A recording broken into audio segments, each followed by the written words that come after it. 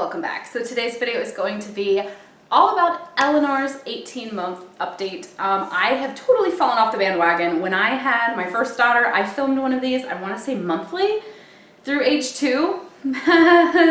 Yeah, I don't even have time to like shave my legs up. You know what I'm saying? Like, it didn't happen and I totally dropped the ball and I'm bummed, but I'm not gonna let that stop me from making today's video. She is going to be 18 months this week, so I'm counting it as I finally had an opportunity without kids and when I shouldn't be sleeping, because clearly it's daytime, and working and all that, I'm going to do it. So today, we'll say she's 18 months. She's like a few days shy.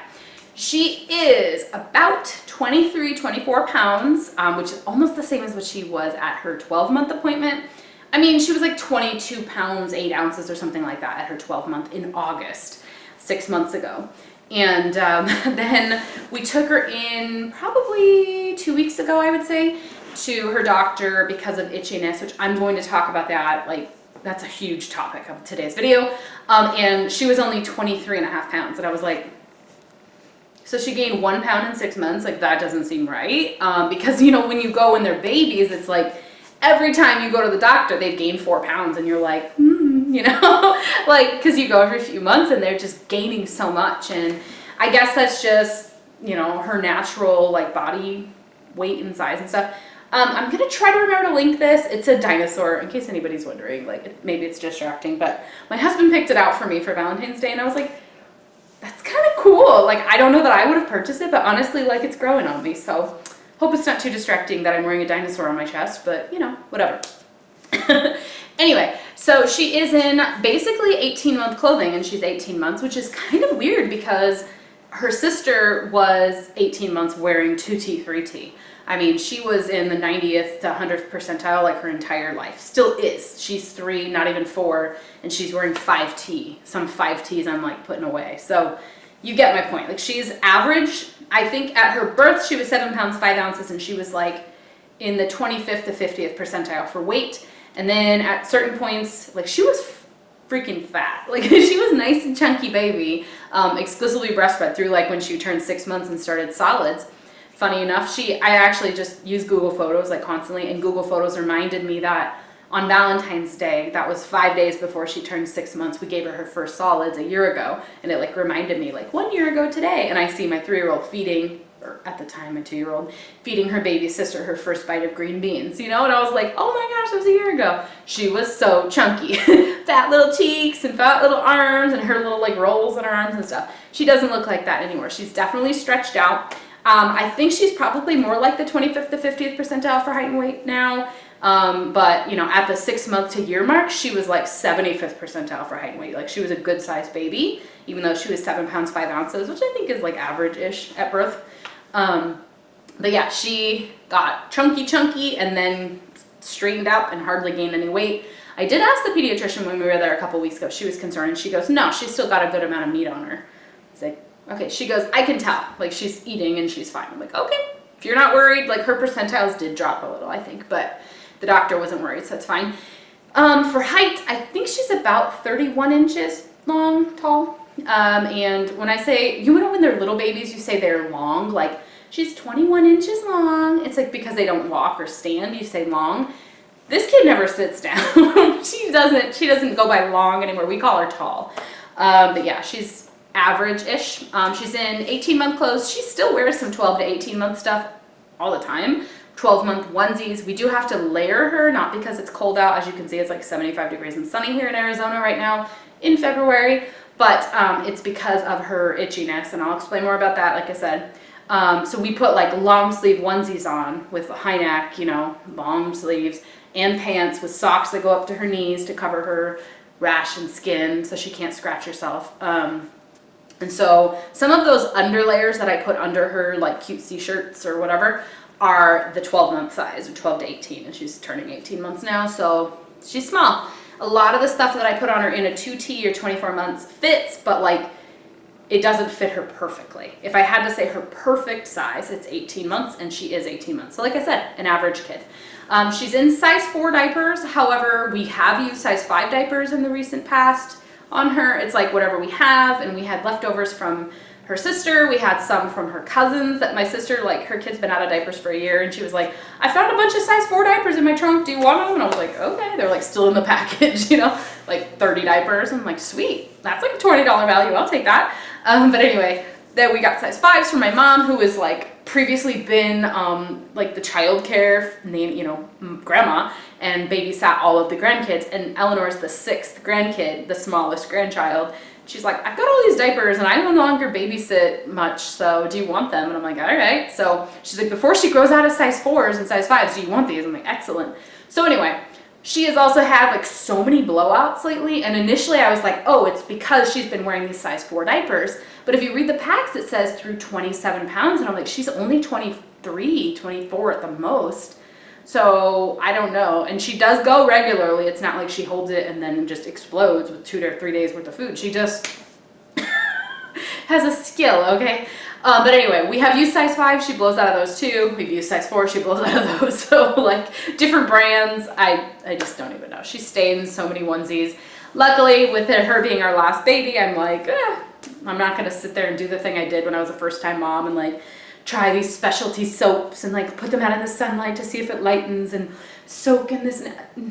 No, like if it's gone, it's gone. Like I'm just getting rid of it. Anyway, okay, so that's it for height and weight and sizes. For shoes, she can still fit in size 5 shoes, pretty normal size feet. Her sister had really big feet too, so it's kind of funny. And then because they were 27 months apart, Eleanor was already born 3 months later into the year. You know, Daisy was born in May, Eleanor was born in August. We already knew, like, even if they follow the same size path, like the seasons of clothes that they owned will be different, right? Like Daisy was in 6 month size or 9 month size at winter, Eleanor was still in 3 months, you know what I mean? But given that they are following a completely different like percentile path, the clothing that I have, I actually had to buy pajamas. I had to buy pajamas. Can you believe this?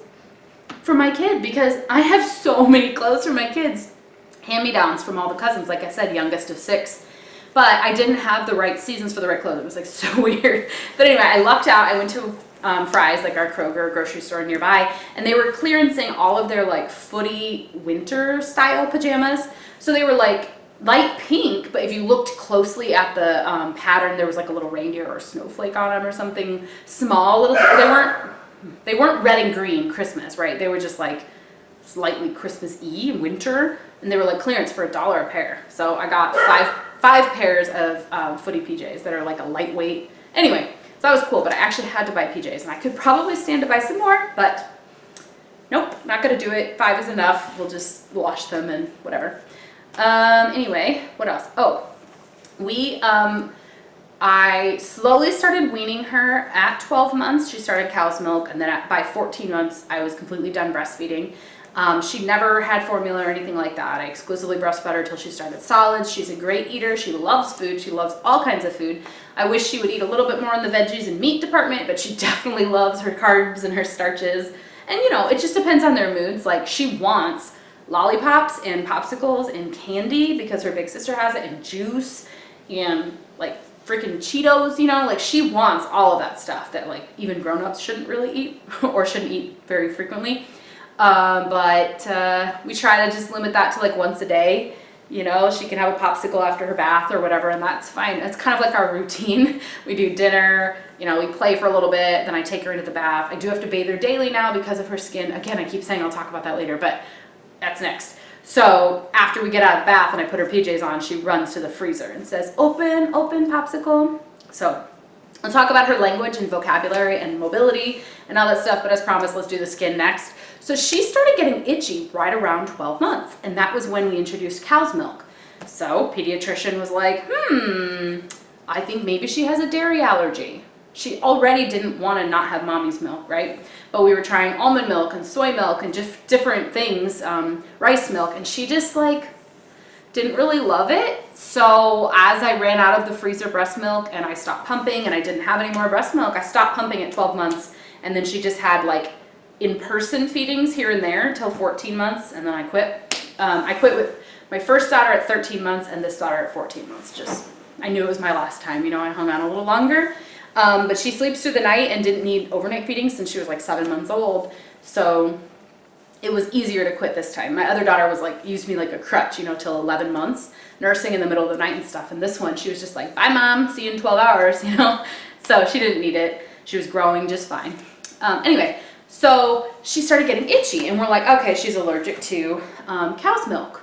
So we started doing the other milk. She didn't really love them. And I told my pediatrician she's having 24 to whatever ounces a day of the cow's milk. And she was like, I want to see you get that down to like 4 ounces a day. I was like, no. Anyway, so we just ended up not giving her milk at all. And the doctor was like, well, as long as she's getting, you know, cheese or yolk, you know, some other dairy or something, you know, she's eating enough of all the other food groups. She likes greens. She really does. She'll eat lettuce, like just pieces of lettuce, no problem. Green beans, broccoli. She loves all that stuff. She's like, she's fine. I'm not worried about it.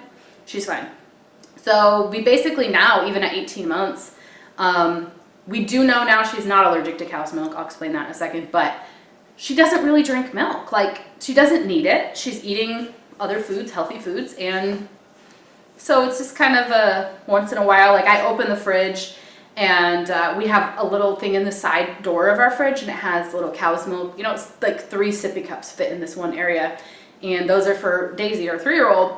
That's the only time she drinks milk too. She gets 4 ounces at bedtime in this little sippy cup for babies. But honestly, it takes her like 45 seconds to finish the little cup of milk. And if it helps her go to sleep at night, that's the only milk she has. She's 3. I don't really care. But anyway, at some point we'll probably break that, but she just will spill it. If it's not in a sippy cup, she can drink out of an open mouth cup. Whatever. We're not here to talk about Daisy. So anyway, once in a while, my 1-year-old will walk over to the fridge and I'll be like getting something out and she'll be like, juice, juice, and she's pointing to the milk cup. And so I'll give her the sippy cup of milk and she'll just drink it. But like, she doesn't ask for it. It's not part of our routine. Anyway, so we phased off the dairy and she was still itchy. And also we made sure we were using the gentle cleansers like Cetaphil and, Aveeno or Aquaphor all over her skin, slathering her. We did an allergy panel, took her to, the pediatrician told us, go to get her labs drawn. Oh, that was a horrific experience. They couldn't get enough from the first arm. They had to do the second arm. She's screaming. She doesn't even want the lollipop that I brought for her. I'm masked. And then I was like, can my husband come in? Because he's in the car. And like they said, 1 adult per child, you know.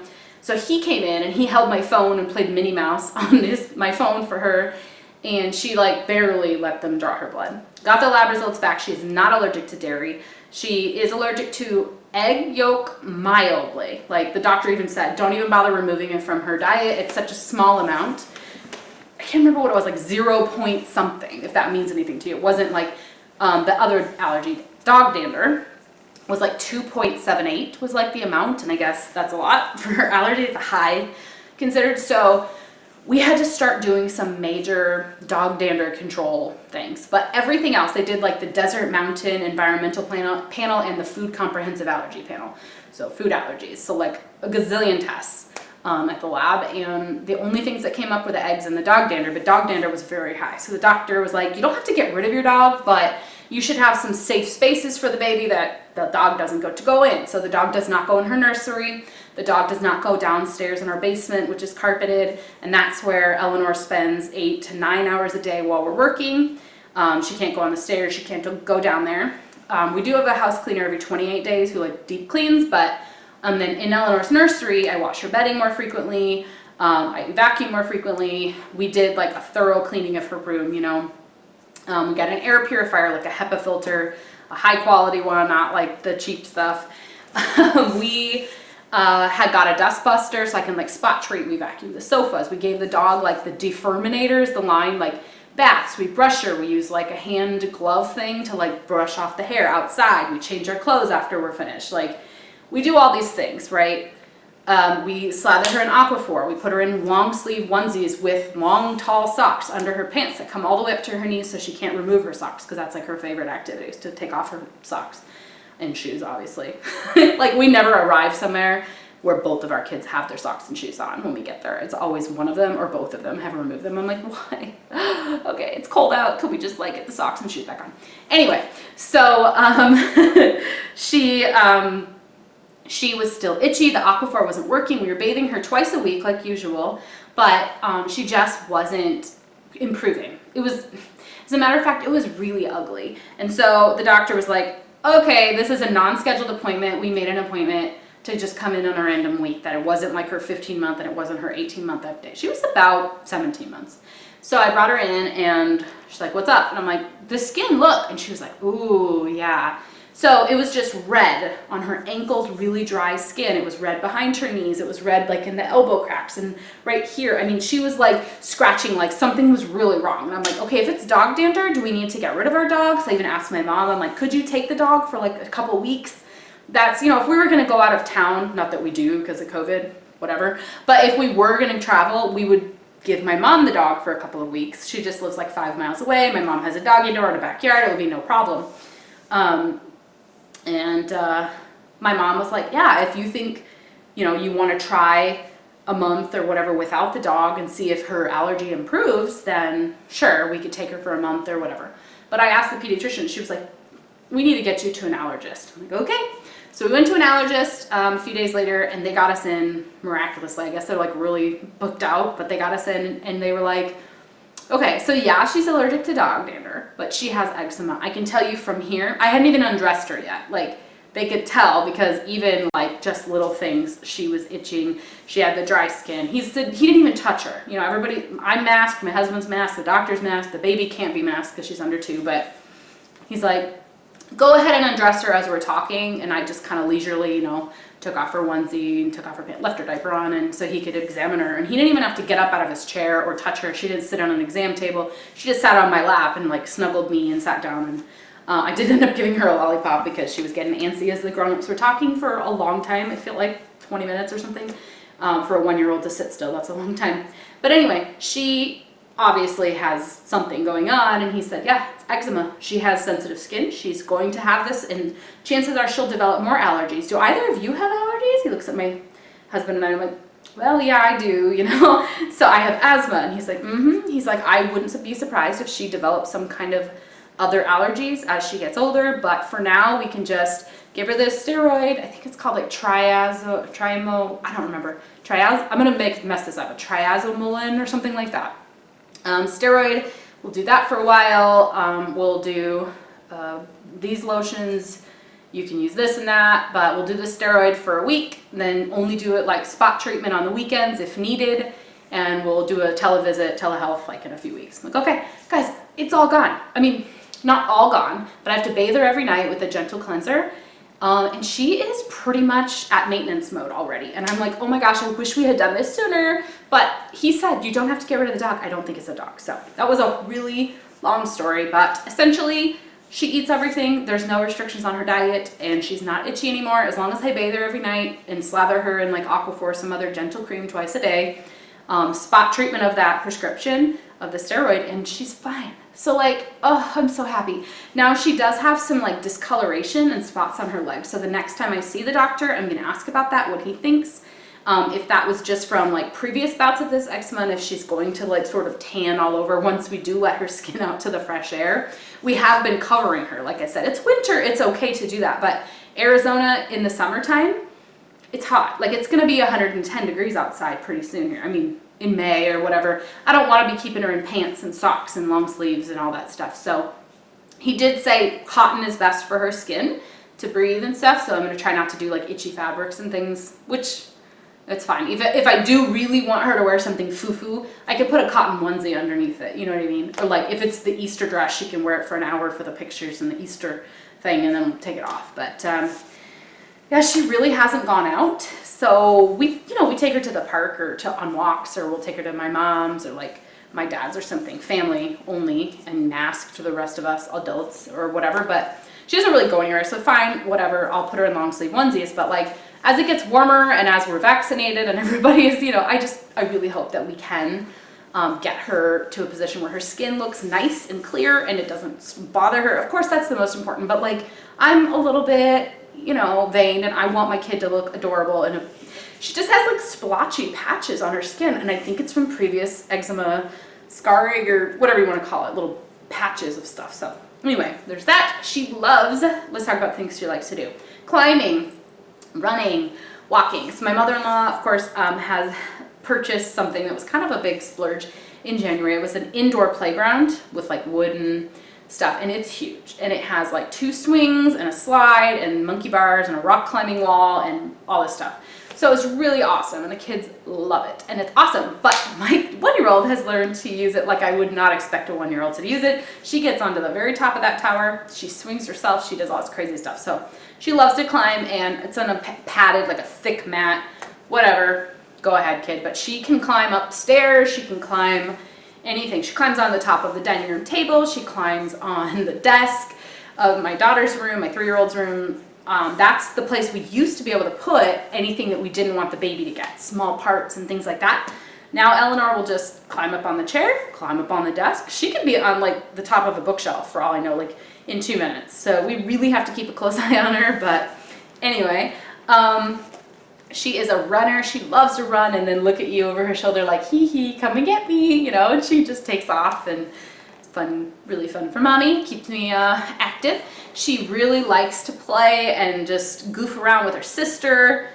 She really does like to do like dancing with her sister, playing. They love to watch Minnie Mouse, or like Bounce Patrol is the YouTube channel that like my 1-year-old really likes. And it has like dance moves that they do with it. I've heard other stations. One of them's like, I can't remember what the one my sister told me to watch is called. Something about a food name, like Go-Go Bananas or something stupid, but that's what they used to like dance to. And they really like it, so it keeps them active. Yeah, it's screen time, but at least they're moving around. And our 3-year-old just got into ballet, so she's starting to like, not taking ballet, but she just watched the movie Leap and now thinks she's a ballerina. Fine by me. So she'll just like, dee, dee, dee, you know, and they turn around and twirl and wear their matching tutus, and I'm just like loving the girl mom life when the 2 of them do that. Oh my gosh, it's so precious. So anyway, she likes it. She likes to pretend to play now. That's kind of new. She'll, you know, have her little puppies, which she's obsessed with puppies. Puppies are her favorite thing. And she will make them do things like puppy go night night. She'll say the words. I want to talk about vocab for sure.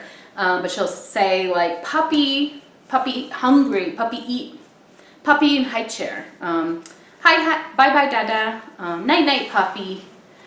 She'll say Ellie outside, like Eleanor wants to go outside. She'll say Ellie outside, Ellie pop pop, Ellie popsicle, Ellie snack. I like. She says like little sentences, not full on, but she'll say I miss you, I love you, hi sissy, hi Daisy. What else does she say that's really cute? She'll bring you some article of clothing, whether it's hers or not, like her sister's jacket, and she'll say, I wear a coat, and she'll give it to you, like to put it on her. So she'll say, I shoes. So we'll put on her dad's shoes. You know, she just thinks that's hilarious, and she loves it. She likes to dress up. She loves to knock towers over and blocks and things. She likes to, like I said, climb, dance, watch movies. And I mean, I think that's a product of like having an older sibling, but she likes Trolls, she loves Minnie Mouse, she loves Onward even, and Leap. She's starting to like actually have the attention span to sit and watch a movie. You know, we don't try to do it for hours and hours a day, but that's fine. She does have her own Kindle. We hardly ever turn it on for her because we got a TV in the playroom. So if the girls are having some downtime, like usually we do dinner at 4. We're done with that and cleaned up by 4:30, and then we have about an hour to kill. Maybe 2 hours if she had like a long, good afternoon nap, which I do want to talk about sleep too. Oh my gosh, this video is going to be like 10 years long. But we have an hour to kill. Sometimes we'll go in the playroom. They have a food truck. They'll pretend to serve us food. They'll do dolls. They'll play bounce on the little pony and do the balance board and, you know, balance beam we have. So there's lots of things to do in the playroom. We have a basketball hoop hung on the wall, but inevitably we end up playing something on the TV. So she doesn't need her Kindle is what I'm getting at. But she can ask for snacks by name. She loves to get into mischief and open the pantry. So we have a pantry lock. She likes to climb up onto things. She'll dump things, like that's her job. It's going out of style. She loves to kind of be a little brat, and it's hilarious to her sister. They dish it out and they both get it back, so it's fine. But like, you know, ruining her sister's towers or Lego creations, or, you know, getting things she shouldn't have. But we are finally past, I think, the stage of putting everything in her mouths, because Daisy has little Polly Pockets. They're like teeny tiny.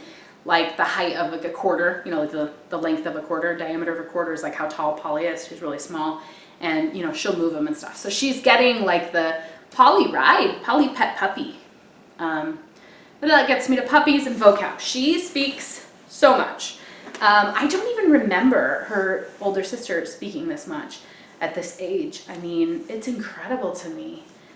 She uses her name as Ellie, not I. But she knows all of our names, and sometimes she calls Grandma Mama, and that's okay with us. She does say Grandma too, but she definitely associates places with things like,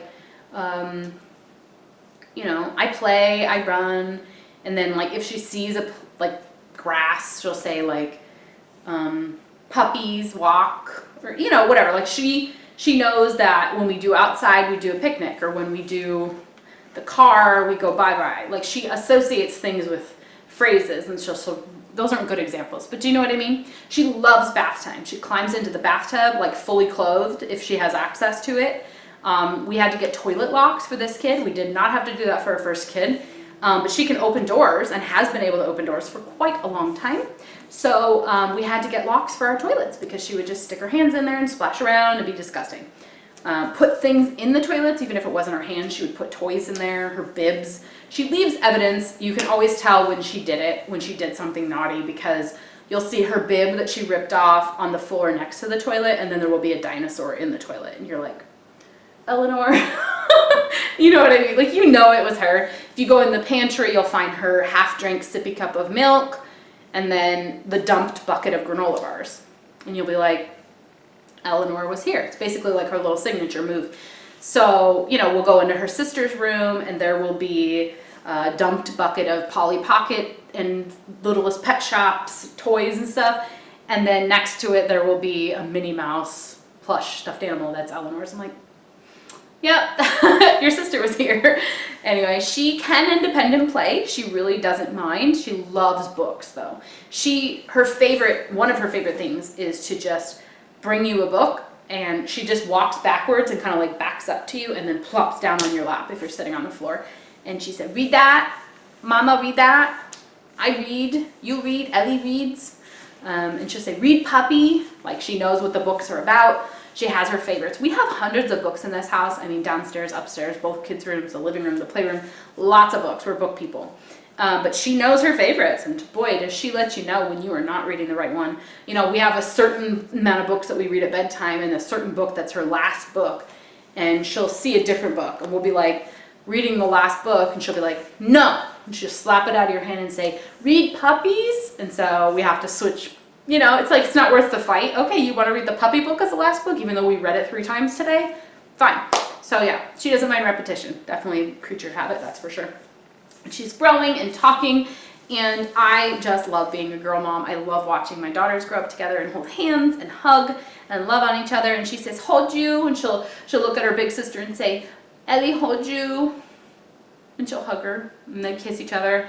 And, you know, we have our little routine now. We have like an hour to kill after dinner, and we'll play and read or whatever, and then we do bath time. Then we have a popsicle. Then, you know, it's just really sweet. We're in a really fun stage, but I will be honest with you, she is a great overnight sleeper. I don't hear a peep out of her for 10 to 12 hours a night, sometimes 13 hours if she didn't nap. But she is not a napping child. She dropped down to 1 nap, I want to say around 1-year-old, which is a little early. Might have been 14 months, but it was pretty early. And even that 1 nap is a battle. She does not nap in a crib anymore. She naps in her bed overnight. She's never co-slept. She's not nap. She sleeps overnight in her crib, but she will not nap in a crib. She only naps on you or in a stroller or in the car. That is it. Good luck to you any other way. She refuses. But yeah, that is it for Eleanor's 18-month update. I'm sorry I went so long in between them, but I hope you guys enjoyed watching this video. Don't forget to subscribe if you haven't already, and I'll talk to you guys later. Thanks for watching. Bye.